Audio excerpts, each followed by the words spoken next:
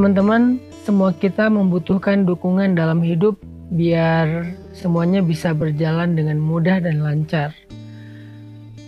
Ini adalah sunatullah, bahwa kita itu sangat membutuhkan dukungan untuk segala macam bentuk kemudahan. Tapi tahukah kita bahwa ternyata dukungan yang ada di sekitar kita, dari orang yang kita sayangi, keluarga kita, sahabat kita, teman-teman kita, itu semuanya bersifat relatif. Arti relatif, kadang dia bisa mendukung kita, kadang enggak. Kadang dia bisa memudahkan kita, kadang justru jadi beban.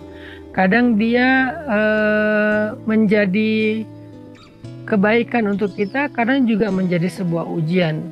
Karena gak ada satupun di dunia ini kecuali relatif. Kullu man 'alaiha fan. Ada suami yang kadang-kadang memudahkan istrinya, tetapi kadang-kadang juga suami yang sama menyusahkan istrinya. Anak juga demikian, pasangan juga demikian, sahabat juga demikian. Semuanya relatif, walaupun kita membutuhkan mereka untuk mendukung kita dalam hidup. Ada satu dukungan yang luar biasa yang sifatnya bukan relatif tetapi sifatnya absolut. Tahu nggak dukungan dari siapa? Itulah dukungan dari Allah Subhanahu wa Ta'ala. Kita membutuhkan dukungan Allah lebih daripada dukungan siapapun, karena sifatnya dukungan Allah itu absolut, pasti. Absolut artinya tidak ada penghalang. Absolut artinya abadi. Absolut artinya tanpa pengecualian. Absolut artinya utuh. Itulah dukungan dari Allah Subhanahu wa Ta'ala. Sehingga siapapun yang mendapatkan dukungan dari Allah, maka dia mendapatkan segala kepastian, mendapatkan sesuatu yang sempurna, sesuatu yang utuh, sesuatu yang terjamin. Maka dari itu, hal yang paling penting dalam hidup kita itu selain mencari dukungan-dukungan dari manusia adalah mencari dan mendapatkan dukungan dari Allah Subhanahu wa Ta'ala. Mendapatkan pembelaan dari Allah Subhanahu wa Ta'ala. Mendapatkan pertolongan dari Allah Subhanahu wa Ta'ala. Siapapun yang bisa mendapatkan pembelaan dari Allah itu luar biasa. Kita ambil contoh misalnya kisah Nabiullah Ibrahim alaihissalam. Ketika beliau berada di dalam api, tiba-tiba malaikat Jibril bertanya kepada Ibrahim, "Ya Ibrahim, hal laka hajah? Apakah kamu punya masalah? Apakah kamu membutuhkan pertolongan?" Maka Nabi Ibrahim menjawab, "Amma ilaika fala." Kepada engkau tidak, saya tidak membutuhkan pertolongan apa-apa. Kemudian Nabi Ibrahim mengatakan, "Hasbiyallah wa ni'mal wakil." Maka ketika Nabi Ibrahim mengatakan hasbiyallah wa ni'mal wakil, Allah langsung memberikan pertolongan, pembelaan dan dukungan kepada Ibrahim dengan kalimat, "Ya nar, kuni bardan wa salaman ala Ibrahim." Wahai api, jadilah engkau sejuk dan baik atau selamat untuk Ibrahim. Ini adalah bukti bahwa mendapatkan dukungan dari Allah itu sesuatu yang sangat absolut dan sempurna. Begitu juga ketika kita membaca kisah Nabi Musa alaihissalam. Nabi Musa itu ketika beliau mentok, tidak mendapatkan jalan keluar, beliau lari dari Firaun tetapi mentok dengan lautan, di belakangnya ada Firaun dengan bala tentaranya. Orang-orang yang ada bersama dengan Musa sudah mulai putus asa, mengeluh, komplain. Nabi Musa dengan yakin mengatakan, "Kalla bal ma'iya rabbi sayahdin." Sungguh bersamaku ada Tuhanku yang akan memberikan jalan keluar. Nabi Musa yakin dengan itu, sehingga kemudian Allah memerintahkan kepada Nabi Musa untuk menghentakkan tongkatnya. Lalu terbelahlah Laut Merah dan memberikan jalan untuk Nabi Musa bersama pengikutnya sehingga selamat dari kejahatan Firaun serta bala tentaranya. Ini adalah bentuk pertolongan, pembelaan dan dukungan dari Allah Subhanahu wa Ta'ala. Kita juga membaca kisah itu di dalam kisah Nabi Muhammad SAW. Misalnya kisah Sayyidah Hafsah istri Nabi yang pernah diceraikan sama Nabi. Ketika Nabi menceraikannya, membawa pulang Hafsah ke rumah orang tuanya, ke rumah Umar bin Khattab, maka Hafsah menjadi sangat sedih. Dia tidak ingin kehilangan Rasulullah, dia tidak ingin berpisah dengan Rasulullah, karena menjadi istri Nabi itu artinya jaminan masuk surga. Maka ketika Rasulullah pulang dari rumah Umar, kembali dari rumah Umar setelah mengantarkan Sayyidah Hafsah, tiba-tiba Allah mengutus malaikat Jibril untuk meminta Nabi Muhammad merujuk kembali Hafsah. Kata malaikat Jibril, "Ya Rasulullah, rujuklah Hafsah, rujuklah Hafsah." Artinya di sini ketika terjadi masalah antara seorang istri dengan suami, Allah memberikan pembelaan kepada mereka. Ketika terjadi masalah antara Hafsah dengan Rasulullah, Allah membela Hafsah dengan cara meminta Rasulullah merujuk Hafsah. Ini luar biasa. Gimana caranya kita bisa mendapatkan pembelaan Allah seperti yang didapatkan Sayyidah Hafsah ketika kita punya masalah dengan seseorang?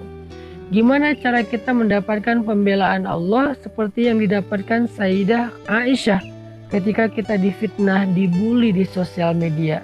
Gimana caranya kita mendapatkan pembelaan Allah seperti yang didapatkan oleh Sayyidah Maryam ketika kita difitnah? Bagaimana cara kita mendapatkan pertolongan dan pembelaan Allah sehingga dikasih jalan keluar ketika hidup kita mentok seperti yang didapatkan Nabi Musa?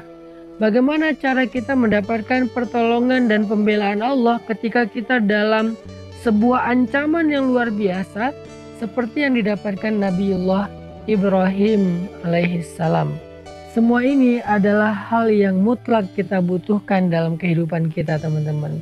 Nah, untuk itu saya pengen ngajak teman-teman belajar gimana cara dapetin dukungan Allah, gimana cara dapetin pembelaan Allah, gimana cara dapetin pertolongan dari Allah dalam setiap kebutuhan hidup kita, mulai dari masalah yang paling kecil sampai masalah yang paling besar.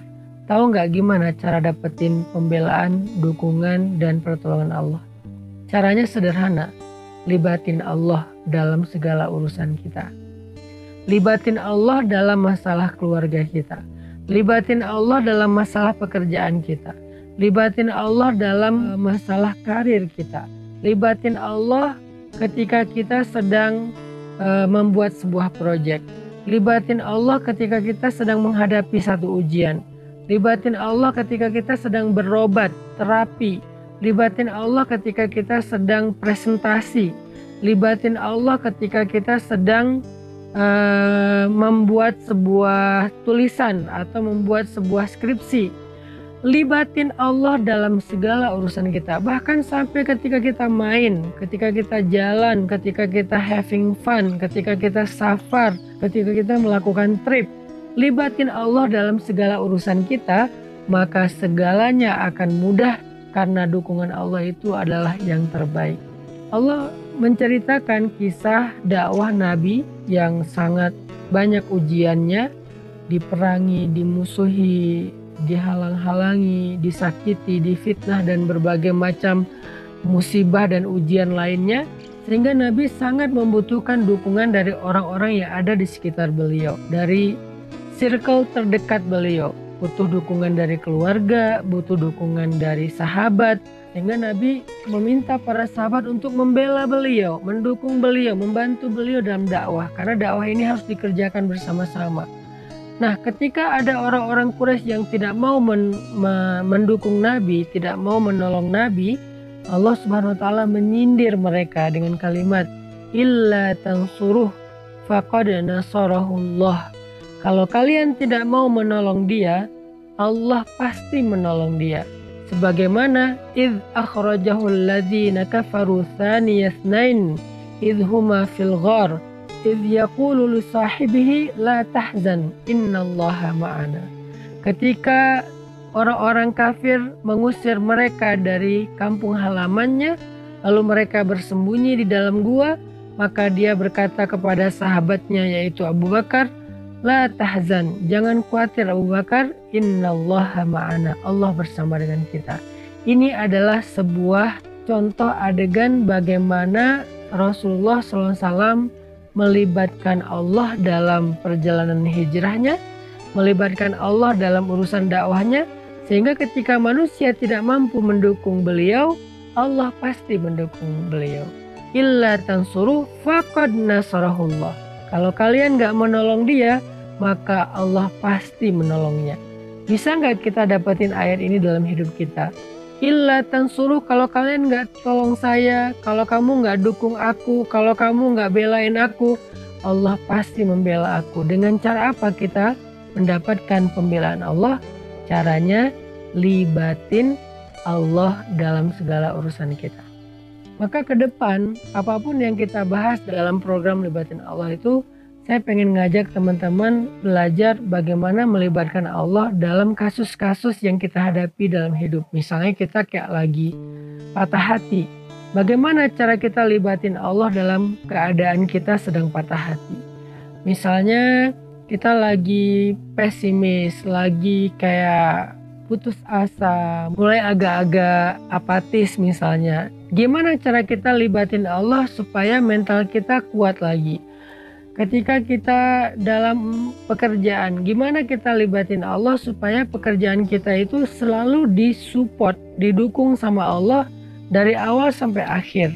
Nah, kita akan bahas itu dalam program Libatin Allah. Dalam setiap episodenya saya akan angkat satu kasus, lalu kasus itu kita coba bedah dari angle gimana cara agar kita bisa sukses menghadapi kasus itu, agar kita bisa sukses menjalani satu adegan dalam hidup kita dengan life hacks libatin Allah.